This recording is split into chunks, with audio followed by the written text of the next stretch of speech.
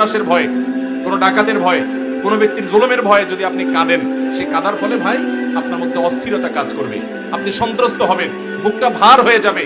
আর আল্লাহর ভয়ে একটু চোখের পানি ফেলে দেখেন, সালহাতুস সঙ্গে বুদি দিল খারাস আজমুদে এক জামানা খাকে বাস। পাথর হয়ে তো বহুদিন ছিলে, কিছুদিন একটু মাটি হয়ে দেখো, একটু কেঁদে দেখো।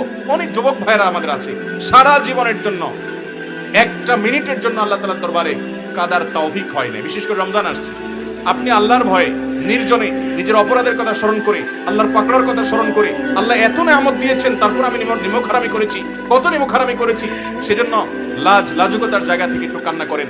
কান্না না আসলে কান্নার ভান করেন, চেষ্টা করেন কাদার।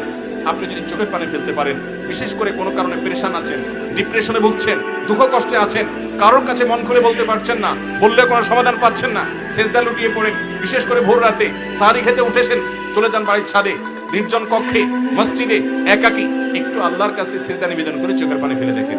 আল্লাহর কসম, যে স্বাদ আপনি পাবেন, এই স্বাদ আপনি কল্পনাও করতে পারবেন না, শুধুমাত্র সেজদা কাদার মাধ্যমে।